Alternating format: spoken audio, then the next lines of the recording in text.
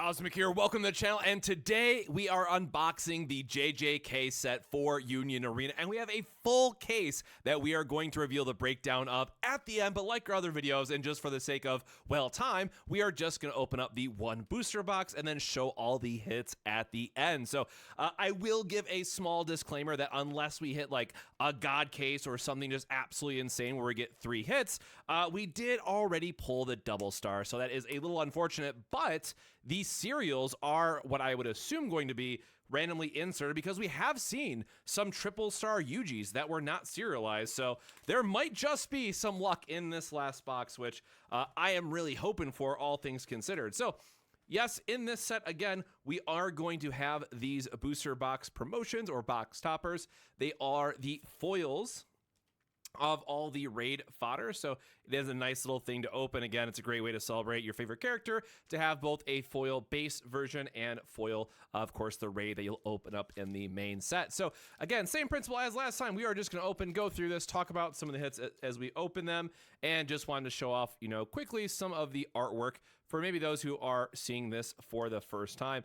And again, as I mentioned in kind of my other 2 videos this week as kind of our intro to JJK week, this is a very strong set and definitely one that I recommend picking up, especially if you're playing like in any type of more competitive event. Maybe you're going down to Orlando. If nothing else, you should be buying this set to make sure that you are aware of how it plays and what to look forward to. So for our first rare, we have Divergent Fist, and the first SR of the box is going to be a Mojito, which, again, as I mentioned in my video, I love that deck. It is super fun to play with just all the BP reduction shenanigans that you get to pull off, but it is going to feel very similar to Blue Hunter Hunter for those that played that deck with Genthru, because it is all about BP manipulation for a certain type of payoff. So one deck cares more about their graveyard and recurring a bunch of cards that way with Mojito, where Genthru is more about top of deck manipulation and, using Genthru for the effect. Wow, we're going to get all the SRs right off the top. So a rare Gojo and a Nobara SR. If I could get this in frame, there you go, and the damage to effect. And again, a lot of this is waiting to see what we're going to get for a Volume 2 announcement. Apparently, based on the Canadian distributors, it is going to be in June. We are still waiting for that to be confirmed on the NA side. And not to say that's not, like as good as a confirmation. It's just I cannot personally verify it. Elsewhere, it's just what some people have shared in the Discord. So hopefully we'll have an official announcement here in the near future. And, it is super interesting that they're pushing out these Volume 2s as quick as they are. And I think that's just a way to kind of help build up the local scene, because people are going to come back and buy those sets again. But also just a good way to kind of power up and get ready for hopefully bigger events in 2025. So we have a Jogo and a Gojo. So again, per usual, you do get 2 rares in a pack for those who have not seen this before. The rare can sometimes be replaced by a non-foil action point. Let's try to get this back in focus. Which, again, if you're opening up a case, or even if we look at both Hunter x Hunter and JJK, or Hunter x Hunter and Bleach, excuse me, the rare prices really do bottom out for just how many you open. So I don't mind a couple rares getting replaced every now and again. I think Neon was like $3 last I looked, or maybe it's down to 2 now. So that is something to consider, but overall you'll find them mostly in the $1 to $2 range. So we have a Color Trigger Yuji and Megumi. All right, so we got our 2 yellows out of the box, which means it's not going to be a double blue box, which is ultimately what you're looking for. If you hit 2 blue SRs in a box, you're feeling pretty good. But a Yuji out of this box would still feel pretty good. Of course, we got to go for the alt art hits here as well. So going to be speeding this up. Again, if there's artwork or a card that you want to read, definitely make sure to pause the video and check that out. Again, I just want to showcase some of these. And again, I'm in the middle of sorting all the other boxes. That's why I didn't have the normal top-down setup I have, but this one's working pretty well. So let me know your thoughts if you like this more top-down view, or kind of the side angle that I have in some of my other unboxing videos. So there we go. A Maki, we will take that. That is a very good hit for the box, and a Kento. So we will most likely... or I guess maybe a double blue is still possible. It is going to be 6 hits in the box. Even getting like a Maki alt art would kind of be, best case scenario for what we're looking for out of potential hits left in the box. But again, if we somehow high roll the serial, that will just be something that's extra, and you really can't account for that when you're opening up a case. again, you're generally guaranteed a double star and a foil action point in a sealed case. So do keep that in mind if you're able to buy a JJ case and are opening that up. So Iori and regular Nobara.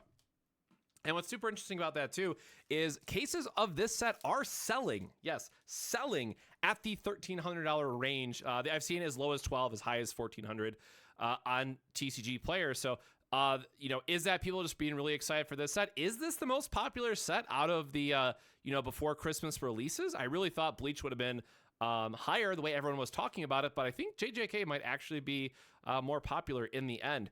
And of course, we got Code Geass to look forward to 3 weeks at the time this video goes live, if I remember correctly. So it'll be right around the corner for us. But that is another really cool set. And I love the alt arts in that set in particular. So a Color Trigger Mojito and Hollow Purple, another double rare pack. But yeah, Code Geass is interesting because we do know that there's going to be at least a card change and most likely going to be some type of restriction just based on what was said on the Dallas stream, saying that, the producer had heard that people's concerns for Code Geass, so we'll have to wait and see what that turns out to be. But again, something that we have seen time and time again if you follow the JP meta or just some of the other tier lists that I shared way back when I was covering the early. Okay, there we go. Even getting like a Maki alt art would kind of be, best case scenario. Whew, that makes me feel a little bit better about the case overall. So we do find our third alt art Maki. Love that. Again, one of the cards that is a automatic 4 of staple in volume 2. It's a very good 4 of staple still in the Nanami decks right now, but mostly for Sukuna, they just run a 2 of. But something that if you're trying to get down to that 15, cards in deck number that you're looking for, then you want to max out on the Makis. So we are just, we're about halfway through the box. So at this point, we're just going to go filtering through and kind of go to the back. Oh, it is a double. Okay, well, back to back then. So this is a double alt art box. We did get a Mojito here at the end. I love his alt art personally. I think it does look really good. And again, it is the raid one, so it is a good card that we want to be playing as well in that deck. Getting the extra burn and how his deck works, that's really nice. So we do end up getting 2 alt arts out of this box. So pretty good. Again, I think the Maki saved it so far. We could still get something like a Yuji in here as well, which would be really good. But ultimately, already feeling pretty good with just the alt art. Another double rare pack. Here we go, Panda. Feeling pretty good with our hits so far. Because again, Maki is one that I wanted to keep for myself, admittedly, but one that also is just, helps recover a bit of the case itself. Try to get this back in focus. Hollow Purple, and as I mentioned, one of the 2 action points, the non-foil action points you get per box. Get off to the side. About 5 packs left here, so we're getting to the end. So should be, one more, or I forget if it's 5 or 6 now that I think about it. One more action point, one more SR. So another double rare pack on this one, or I guess I don't think we've seen that rare yet out of this set, so there you go. And again, I do appreciate just the more flat foiling on the rares, and the SRs are textured, so definitely something to, compare at. And Nanami, there we go, Nanami for another SR. So there's we do get a double blue in this case. I was definitely expecting it to be, triple is what I've been meaning to say this whole time. Triple of a yellow with how some of my other box openings went out of this case. But Nanami is also good. I think it's one that I'm not sure if people will really play it in Volume 1 because it's not as popular, but it is definitely a very good deck in Volume 2 as well. And one that I know that people are really looking forward to once it gets the folder support as well. So we got Nobara non-foil action point and the foil color Yuji.